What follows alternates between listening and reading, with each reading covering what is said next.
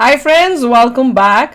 भैया ये चीचा तो सुधांशु त्रिवेदी से भी धाकड़ निकला। Radha Mohan Das Agarwal funny, Rahul Gandhi roast. चलो देखते हैं, वीडियो शुरू करते हैं। वीडियो शुरू करने से पहले अगर आप चैनल पर नए हो और आपने अभी तक सब्सक्राइब नहीं किया तो जल्दी से पहले सब्सक्राइब के बटन और बेल आइकन को क्लिक कर लो ताकि आपको हमारे सारे न्यू वीडियोस के नोटिफिकेशन मिल जाए जैसे हम अपलोड करें। अगर आपको वीडियो पसंद आता है प्लीज लाइक एंड शेयर। चलिए शुरू करते हैं। दोस्तों, पार्लियामेंट सेशन चल रहा है और जैसा कि आप जानते हैं कि हर एक पार्लियामेंट सेशन में हमें कम से कम एक नाम ऐसा जरूर मिल जाता है, कम से कम एक स्पीच ऐसी जरूर मिल जाती है जो कि उस सेशन को यादगार बना देती है। और इस बार जो नाम सामने उभर कर आया है उसका नाम है राधा मोहन दास अग्रवाल। जापान का 49.4 यानी सब 50 से कम।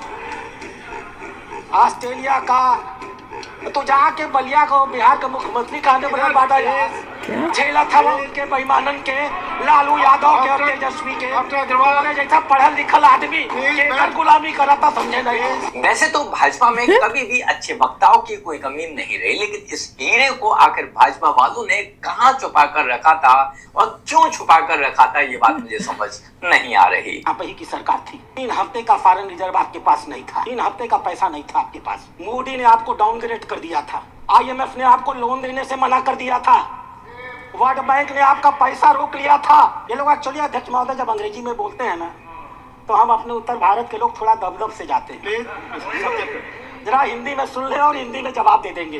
मेरे को कोई असर नहीं पड़ता, बैठो नहीं चिल्लाते रह जाओगे। राधा मोहन दास अग्रवाल जी की इस स्पीच का जादू देशवासियों के सर पर ऐसे चढ़कर बोल रहा है कि वो इन्हें सीधे सुधांशु त्रिवेदी से कंपेयर कर रहे हैं। भाजपा वालों ने भी उन्हें इस स्पीच का इनाम देते हुए राजस्थान का प्रदेश प्रभारी बना दिया है। ये स्पीच मजेदार तो थी ही, लेकिन हद तो तब हो गई जब लालू यादव का एक चमचा इन्हें डिस्टर्ब करने के लिए खड़ा हुआ तो उन्होंने उसे उसकी ही भाषा में यानी कि भोजपुरी में ही गरिया दिया। बाकी क्या हुआ इस भाषण में, इस स्पीच में, चलिए देखते हैं। डॉक्टर राधा मोहन दास अग्रवाल। माननीय सभापति महोदय, मैं माननीय राष्ट्रीय अध्यक्ष और नेता सदन JP नड्डा जी का आभारी हूँ जिन्होंने मुझे पार्टी की ओर से विचार रखने का अनुमति दिया। महोदय, हम लोग जब किसी विषय पर बोलना सब शुरू करते हैं वित्त के बारे में तो हमारे सामने 2 बिंब होते हैं। एक बिंब होता है भारत का, वो भारत जिसे हम अपनी माँ मानते हैं। हमारे शास्त्र जिसके बारे में कहते हैं माता भोगी पुत्रो हम प्रतिव्यामा। हजारों साल पहले जिसके बारे में लिखा गया, उत्तरम यत् समुद्रस्य हिमाद्रस्तैव दक्षिणम वर्षम तद भारतम नाम भारतीय संतति। समुद्र के उत्तर में और हिमालय के दक्षिण में ये जो देश है इसे भारत कहते हैं और हम भारत के पुत्र हैं, भारत के बच्चे हैं और इसलिए भारतीय कहे जाते हैं। दूसरा बिंब होता है हमारे प्रधानमंत्री का।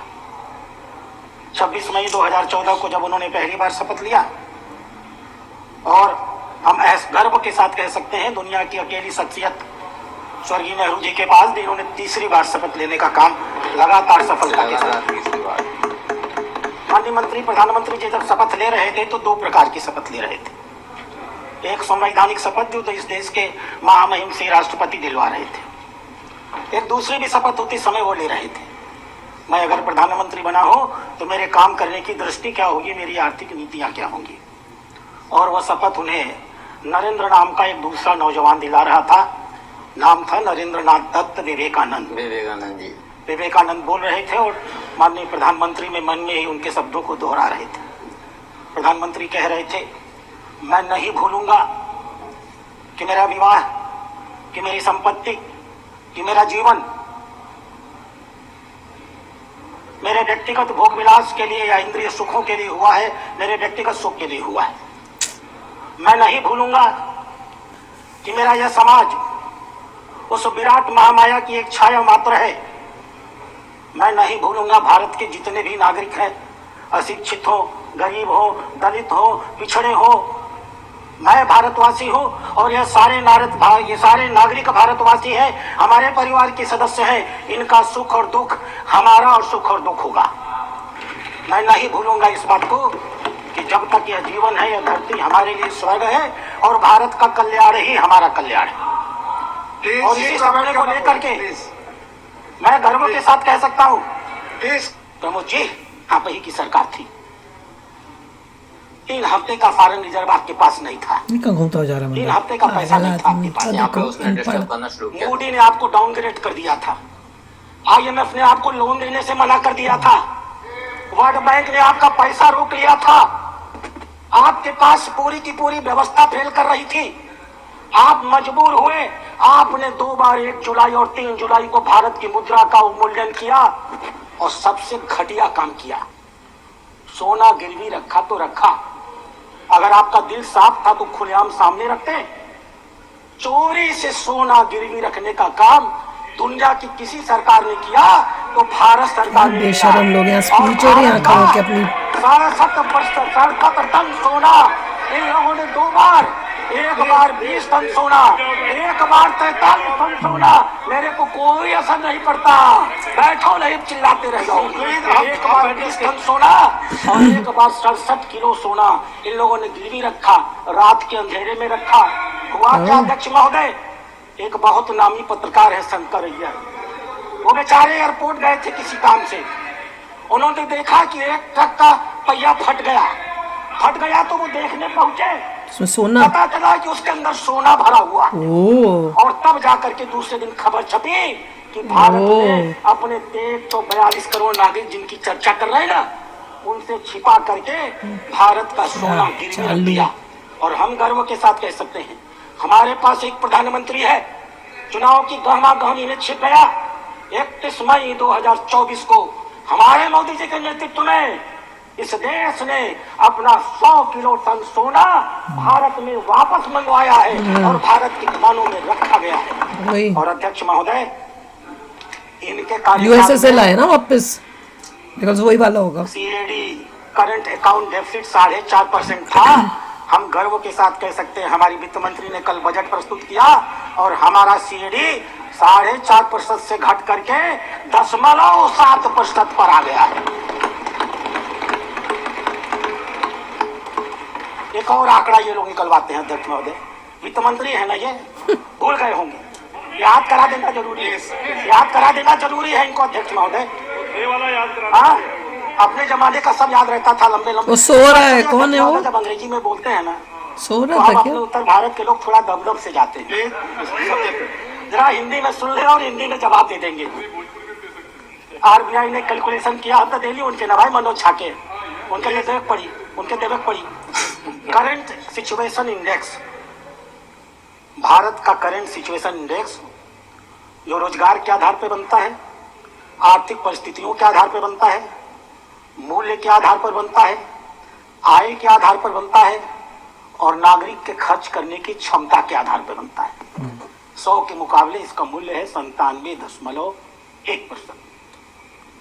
और 1 साल बाद भारत की आर्थिक व्यवस्था कैसी होगी, इन विशेषज्ञों के मन में आज से आने वाले 1 साल के बाद भारत आर्थिक रूप से कैसा मजबूत होगा, उसके लिए वो लोग निकालते हैं फ्यूचर एक्सपेक्टेशन इंडेक्स। और अध्यक्ष महोदय 100 के इंडेक्स में भारत का मूल्य 124.7%।